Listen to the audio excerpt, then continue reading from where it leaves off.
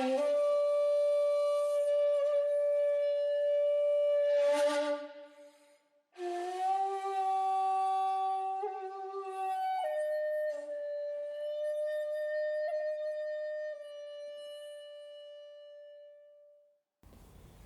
everyone. I'm Andrew. And I'm Reverend Kosho Finch. So we're on episode 15 now of True Words, a Shingon Buddhist podcast, and wow, we're 15 weeks in. Yeah, it's amazing. It's gone by really fast. Yeah, so for today's topic, we're going to talk about finding a teacher in Buddhism. Yeah, so this is another question I hear often.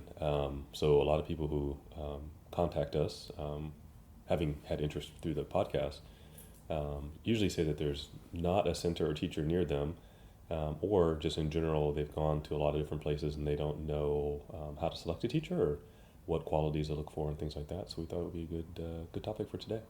Yeah, so let's start with, in terms of you personally, how did you find a teacher? Well, I probably don't have time to tell the entire story on the podcast because it's a bit convoluted. But Okay. my first teacher was a Tibetan Lama who I met in China, and it was during the time, mainland China, and this was back in the early 90s when religion was still a bit underground, illegal. So I can only say that the conditions to bring me in contact with that teacher were quite unusual. But there are some things about that interaction that could be helpful to other people who are looking for a teacher. And I met the teacher through the students, and I was really impressed by the behavior of the students, their knowledge of Buddhism, their own practice. One was a businessman and traveled all over China, but he, talked with me in depth about always taking time to practice, even if he was in a hotel or had a long day, and how much it helped him. And I was also incredibly impressed by the fact that despite his age, he was probably in his early 50s, his teacher was in his late 20s. So I was quite impressed that he had selected a teacher that was that young, and I thought, well, meeting the students and seeing the types of practices they're doing and their knowledge of Buddhism, and knowing that their teacher was that young, that this teacher had to be pretty good. So they agreed to make the introduction, and that became my first teacher. So I started off, I guess in a formal sense, in the Tibetan Buddhist tradition. And of course, Tibetan Buddhism and Shingon share a lot in common. So that's how I got started. But it really started off from, observing what were the students doing. And I think that's not a bad way to choose a teacher. Kind of like maybe choosing a school. If when I was looking at colleges, I went to visit a lot of colleges, and some of them seemed to have a really strong party atmosphere. So I thought maybe this isn't a good place to do the type of academic work I wanted to do. And other schools were really highly focused on areas of study that I didn't necessarily want to go into. So I thought maybe that's not a good fit for me. So I looked for, of course, I was looking for a school with various languages, especially Asian languages. So that's how I kind of narrowed down my college search. So I think some of those same keys, if you're looking for an institution of higher education, some of the same ideas can carry over into the search for a Buddhist teacher.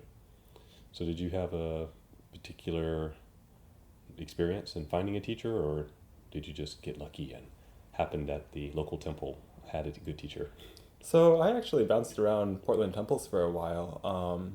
Growing up, I was introduced to a variety of Vietnamese temples that didn't work out for me, mostly because of language. The books were completely in Vietnamese, and I wasn't able to get much out of going there. To this day, I still don't speak Vietnamese, so there was a lot of challenges in that process. But later on, I went to temples. There was a Chinese temple that had English translation in their booklets, and that to me was the sweet dew of Buddhism right there. So that was really helpful for me, and so I started with that, and my practice really grew out of there, and it wasn't until a very long time after that I eventually moved out of Portland and then found other temples where I currently am now in Los Angeles. So, what do you think is this is a question I get all the time. Can someone study Buddhism by themselves, or do you think that they need a teacher, or that they would just benefit from a teacher? What's been your experience? So I think when I was first starting, at that time I wasn't aware of any teachings or temples in Portland that were available in English. So because of that, I was very limited in what I could get. So I went to what was available, and I did a lot of my learning online on my own, trying to find books and online resources, websites and whatnot. And while that got me through for the first part of my practice, I think I kept hitting a lot of sort of obstacles that I couldn't overcome, a lot of questions in my mind that no one was there to answer. And that's where I think coming and finally meeting a teacher who could speak fluent English really, really helped. And by that time, when I finally found an English speaking teacher, I had become fluent in Mandarin, so it didn't really matter at that point. But even then, it was still very helpful to finally have someone that I could go to with the questions that I had. Mm. I think I had a similar experience. So by the time my Chinese got to the point where I could have more in-depth conversations with my teacher in China, and of course then there's the travel problem, flying from the Yes. Midwest all the way to China just to study. By that point, my teacher in China said, it's more efficient for you to just go to California. There's a lot of Buddhist temples. So this was something of a revelation to me. I was like, really? There are? And sure enough, I looked them up, and there were lots of Buddhist temples on the West Coast. So definitely one of the obstacles, I think, for people in North America is that there definitely are more practice centers on the West Coast, and probably the Northeast, centered around New York and those areas. Now probably Houston and certain areas than there probably are in the rest of the country. So they're not evenly distributed. So that is kind of an early hardship. So I would say that people who are sincerely interested might have to go a few cities over, take a trip, make a connection, and then continue their training. So for myself, I had to have years worth of delays between seeing my teacher and traveling halfway around the world. Yeah, more than halfway around the world to do that practice. But that was something that I did. So these days, you don't have to go that far, and there's a lot more resources available. But I would agree. In my early studies of Buddhism, there was a lot of things that I didn't understand or misunderstood, misinterpreted, and getting instruction from a teacher. It is a living tradition, and no matter how good the book is, there's only so much that can be explained in the written word. So having that opportunity to work with someone was completely transformational and completely different. So was there a particular, besides the ambrosia of English language material, was there a particular attribute that you noticed in a teacher that you thought like, oh, this is really good? So the one thing that I noticed was the behavior and conduct of the teacher, and that was always something that had really inspired me. So my exposure to Buddhism started off relatively young. An aunt of mine gave me this video cassette of a documentary of a Buddhist organization, one that I'm still affiliated with today. But when I was watching the video, I was thinking, oh, wow, all of these monastics are so well trained. Everything that they do is very orderly. You can see how much care they put into each action and how seriously they take their training and their work. And that was the first thing that really inspired me to seek the teachings out and really to go Mm. further, being inspired by the teachers. Mm. I would say I probably had the same experience. So having first encountered a teacher in Asia and then coming back to the United States, I saw a lot of different behavior, but also a lot of different levels of training and knowledge, and that became confusing in terms of who should I study with, or what kind of place I should go. So as a regular American kid, not knowing what sort of attributes to choose, I decided to kind of go at it in the same way that I would go into choosing a academic teacher. What was their training? What were their credentials? Were they actually authorized to teach? Was a question I often had.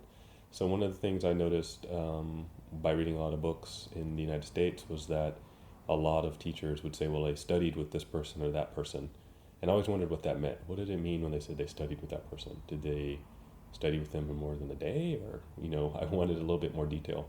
So that was one thing I looked for was maybe a little bit more detail in terms of what did that training entail. Did they complete that training? I thought that may be helpful in terms of finding somebody that was qualified to teach and pass on that information. So I think that would be a good thing for people to look at when they're looking at choosing a teacher. Another recommendation I probably would have um, is the teacher part of a larger organization? So in my experience, no one teacher knows everything or is experienced at every type of meditation. So it's common that within a lineage or tradition, the teacher may be able to refer you to someone else, or oftentimes other teachers are brought in to the center to teach or provide instruction. So I thought that was a significantly important resource to look for, a Dharma center that had that type of connection or relationship with other teachers. So I find it's common in Shingon. Sometimes other lecturers come in. People may come from Koyasan University. And so there's an openness in that respect. So there's a kind of a large number of people to draw on rather than maybe the teacher saying, I'm sort of the only source for these teachings. I never, I personally was never quite comfortable with that sort of presentation. And I think in a lot of traditional centers, at least in my experience, it's very commonplace for there to be invited lecturers or invited teachers to come and share the teachings. Uh, and especially looking at a lot of larger events, most monasteries will bring in other people to come and help, whether that's other people within the same lineage or sometimes even outside of the lineage, to share their perspectives and what they have learned. hmm I would agree. I think that's probably a healthy exchange and pretty much the same as an academic setting. So I think a lot of Buddhist organizations are modeled after academic settings, and in fact, that's if we go back to Nalanda University in India, a typical historical model that modern Buddhist organizations draw on. In terms of needing a teacher, I run into a lot of people that say they don't need a teacher, and I would say just consider whether or not somebody might benefit from one. And that doesn't mean that you can't do your own practice or even study with a variety of teachers, but spending some time receiving instruction from one person, I think, can significantly help improve your practice. So, in my own experience, for example, in high school, I ran track. So I didn't know how to run in the beginning, and I thought, well, running is running. I run around the neighborhood all the time. How hard could it be? Um, and our coach in high school, um, you know, had a lot of pointers to give and could observe me running and see, how my feet fell and what my gait was like, and gave me a lot of pointers. And then as I increased, I got more instruction, and so we got better and better, and actually went to state championships and things like that. So it was actually very we didn't win, but we went anyway. So it was actually very helpful, and having received that instruction when I watched something like the Olympics or the Olympic trials, which happen here in Oregon, I can really see the benefit of training, long-term training, and looking at a seasoned athlete. You can see the amount of coaching and training that went into it. So I think a lot of many people may be afraid of working with a teacher, and somehow that they're giving up some kind of free will to the teacher, or have heard horror stories about teacher-student interactions. But I think the relationship in Buddhism, um, ideally is probably closer to a coach and an athlete, or even a teacher student in a university. There's a tremendous amount of respect and deference given to the teacher based on um, their practice and attainment and their status. But I think that comes from actually the person having something to give to the student. But it should be I think, pretty open flow that as the student learns and develops, the teacher gives more, not sort of a holding back forever or keeping the student at the same level all the time. Yeah, and I think in regards to having a teacher, it was very helpful for me to have one specific teacher that I sort of grew up with in terms of my practice, because that one teacher got to see how I developed what my recurring issues were and was able to give me advice and try to really work on that. Whereas I think if I had been switching teachers every so often, it would have been starting over new again. And then, of course, with every new interaction, the teacher and student have to start getting to know each other from scratch again. Mm-hmm. And so a lot of momentum is lost in that process. And I think that's not to say that we necessarily have to limit ourselves to one teacher for the entire course of our Buddhist lives, but I think it's very helpful to have one main advisor, and then I would say just like in a university, I have one main faculty advisor, and then I have a lot of other professors that I go to for advice every once in a while, and get a wide variety of perspectives that way. Hmm. I would agree. Looking at my Shingon training specifically, my teacher is still my teacher, even though I've learned from other people, received transmission from other people in a variety of settings and in other countries. My teacher saw me walk in the temple on the first day, not knowing anything, and observed all of my training and has seen me grow. In many ways, it's like having a parent in the Dharma. So, regardless of the actual knowledge or practices, there's something very special about that initial teacher. And at least in my case now, having been in the same lineage for almost 2 decades, that means that there's a tremendous amount of just history between the two of us. So, in my feeling, no matter the distance or the time, I still have something to learn from my teacher. And his practice will always be, longer and deeper than my practice, even if, one or the other has more maybe academic training or has gone through more transmissions or empowerments or whatever. There's still a very strong bond in terms of that background history.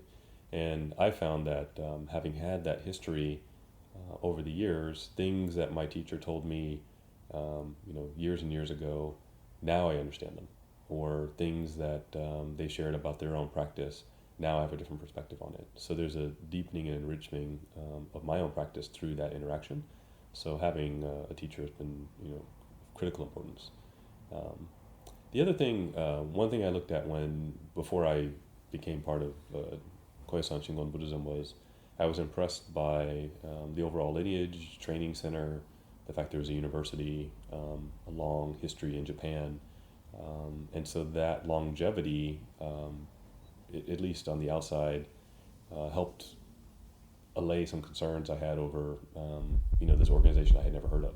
So there seemed like, okay, something had been established, something has survived through history. And I was always curious, well, this temple here, this, Buddhist center, where did it come from? I didn't necessarily know. So I think one thing that we need to do in the West overall is, have clarity over where is the teaching coming from? What is being taught to the student? Because right now in the U.S. we have the option to study from every Buddhist tradition. So you can choose nearly any lineage. You have access to a variety of different types of teachers and levels. And so I think the student should put a little bit of research into, where did that particular teaching come from? and where is it going? What is on offer? So there's a variety of different meditation centers and Dharma centers. Some have a model of kind of a democratic, we're all sharing and doing it together and progressing together, and that's really good. But I think the student has to ask, does that meet their goals or their interests and what they're kind of seeking for from Buddhism? Or do they want kind of a more formal training model? Are they interested in being ordained? Does the center that they're going to offer that track? So those are the questions maybe people eventually need to think about, and when they're selecting a teacher or they're selecting a center. Yeah, and I think what's really difficult about this process, I think, putting myself back into the mindset of when I was completely new to Buddhism, it's very hard to know which teachers will work out the best for me. And I'm fortunate to have had positive interactions with my first teacher, who eventually referred me to my later teachers in Buddhism. But I think if I had come in completely new and joined an organization that wasn't necessarily the right fit for me, it might have led to the end of my Buddhist practice, and I would have just walked away and thought this is all that there is to offer. Mm. So maybe instead of academic setting or coach athlete relationship, maybe we should talk about it like dating. So in the beginning, you have to decide, who you are, learn about yourself, go out a few times, keep it very casual, get a movie, and wait on committing. That would probably be a good advice. And then perhaps narrow it down to one that shows promise, and then maybe engage in a little bit more serious conversation and practice with them and make that determination. So again, I'd say one of the benefits we have in North America is we have all these traditions. There's usually not a requirement that you commit when you walk through the door, or maybe the interaction can be a little bit less formal than it would have been historically in Asia. So we have that opportunity. But I would say that people should give it a chance. The first night you walk in, the lecture may be off topic for you, or you may be joining in the midst of an ongoing conversation. So give it a try more than once, and then do see what you can benefit from it, or take questions to the teacher. See if you're getting satisfactory answers. And so all those things should be considered. But I think we have to look at the entire organizational structure. Sometimes people are turned off by those aspects. But I would say every temple has a different history. Lineages that came to the United States around the turn of the century have models that mimic that period of history. Lineages that have come later maybe appear a little bit more flexible. So we have to look at sometimes the history of why the teaching is presented in a certain way, and take that into account in terms of, is it a good fit for us, or can I maybe look past some of the things that on the outside don't fit my expectation. As we were talking about earlier, a lot of the Japanese Buddhist lineages came to the country in the 1910s, 20s, 30s, and in order to fit in, the temple space has pews, like a Christian church. And sometimes people are very confused by that, expect to see meditation cushions and don't find any. The teaching is still there, but the early immigrants made a conscious effort to try to fit into American society and wanted their temples to look like churches so they didn't stand out. So knowing that, okay, let's look past the pews and go for the teaching. Or there may be other obstacles or barriers that really are fairly minor, but that shouldn't hopefully dissuade people from actually engaging with the teachers there. Yeah, and it was an odd analogy, but I like your analogy of Dharma dating. Because I think it's very helpful to sort of explore especially when we're first getting into Buddhism, to see all of the different kinds of schools and teachings that Buddhism has to offer before making any sort of commitment to one. And sometimes, I mean, this process can be relatively fast. You go through some of the temples in the area, and then I would call it Buddhist window shopping or Yes. or temple hopping even, kind of gauging which places resonate with us and whatnot. And then sometimes it's very clear. It's like, oh, I don't have to go see the others. I'm pretty sure this is going to be the one. And sometimes it takes a few rounds of each of them before thinking, all of them are pretty good, but I think I'm more drawn to this one in particular because of whatever reason, and I think that's fine. And I think even later on, if because of different causes and conditions, different circumstances, we end up with going to one or maybe two different temples, I think that's okay as well. It's just the more temples and more schools we start going to, it becomes a bit harder to keep everything together in terms of scheduling, and then also in terms of trying to understand each teaching, because each school of Buddhism, I think, has a different method and different curriculum in teaching. I would agree. I think one of the things that people shouldn't be afraid of is asking the teacher questions. So one thing that really impressed me about my teacher early on was, of course, I had a lot of questions, and some he was able to answer right away. Others, he would say, I don't know, but I'll go look it up. And I have the same kind of policy now that I'll try to answer a question, and if I don't know, I'll go try to find the answer. And I think that partially people need to keep in mind. We sometimes can go searching for specific answers to questions, but that doesn't necessarily mean that we have to change the teacher. We can go to a Dharma lecture at a different temple, or find that there's a guest lecturer coming to speak, and go to hear that teaching, and maybe even bring that information back to our teacher, our primary place of practice, and get additional insight.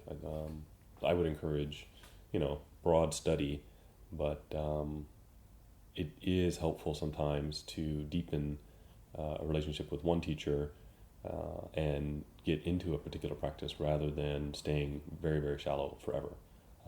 And so using that same analogy, probably the same thing with a relationship. There's a deeper aspect of fulfillment that are available in a committed relationship that may not be there when there's a lot of bouncing around, shall we say. So, but I would consider or encourage people to consider receiving instruction. There's a lot that can be gained. There's a lot of detail that's not immediately evident. From my own search, being a Buddhist by reading only got me so far. Then being a Buddhist by touring various temples in different places only got me so far.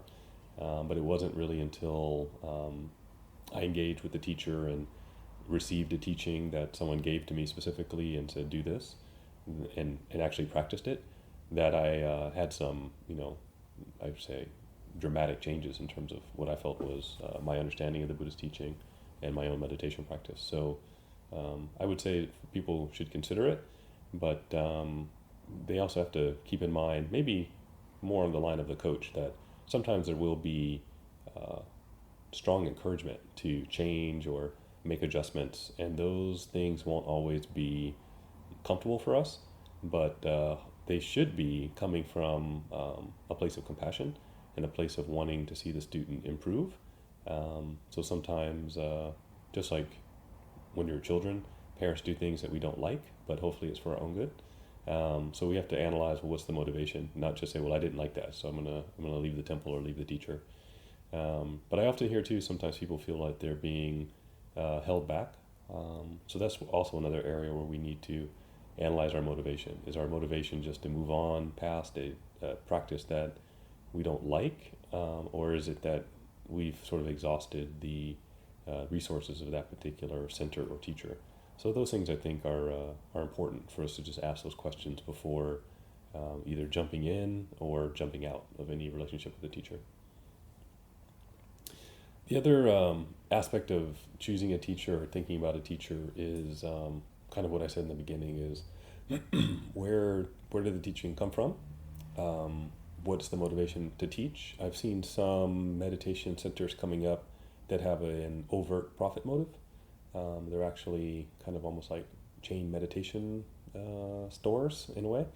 So I think we just have to ask the question: is that what we're looking for? I would venture to guess that people listening to this podcast probably aren't looking for that, but just to keep that in mind in terms of what is the motivation for the center, for the teacher. So wise words I heard from my teacher was that the Buddhist teaching is not for sale, but we have to keep the lights on. So there has to be some exchange, some support from the community for the teaching and for the Dharma Center, but that can't be the motivation for why the Dharma Center is there. So looking into that aspect of the teacher in the center, I think, is also very important. Yeah, and I think especially in past episodes, we've talked about how a lot of times having a teacher is very necessary. For example, if we're learning meditation and we need someone to adjust our posture, or we find difficulties in meditation and we need someone to help us get through those obstacles. So I think if we have a book, in a lot of cases, the book can be our teacher, but the book is always going to be that same book. Mm-hmm. The text doesn't change according to what we need at that time. And so that's where I think having a real living, breathing teacher is very helpful to really help us get through the obstacles that we're facing. I would agree, and even having an established place of practice is helpful. Going to one place, having the various accoutrements of practice available in that location. I know that for myself, practicing at home was nothing like practicing in a temple, but having experienced practice in a temple, then I could take that back home. So there was a lot of benefit from the actual center, for the way it was laid out, for the level of quiet that it offered that I couldn't get at home or in my dorm room back then. So those were all things that were very beneficial. So all those things I think are considerations for a teacher. But definitely, I think, as you said, the book can only get us so far.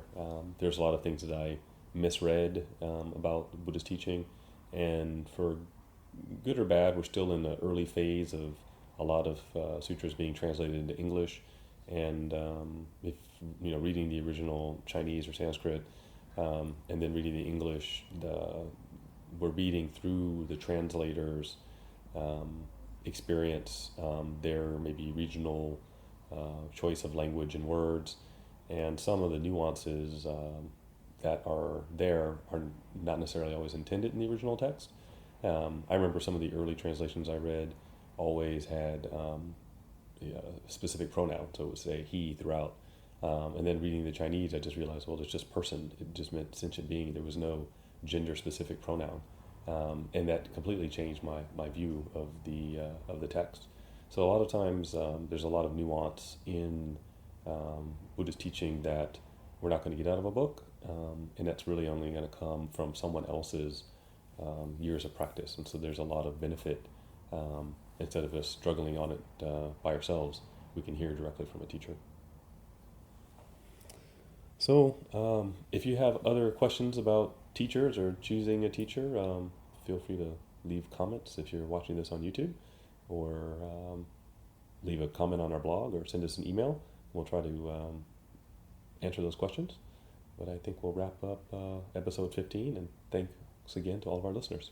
Yeah, definitely. And of course, if any of you have a burning topic or question that you'd like to ask and have us cover on a podcast episode, please let us know as well.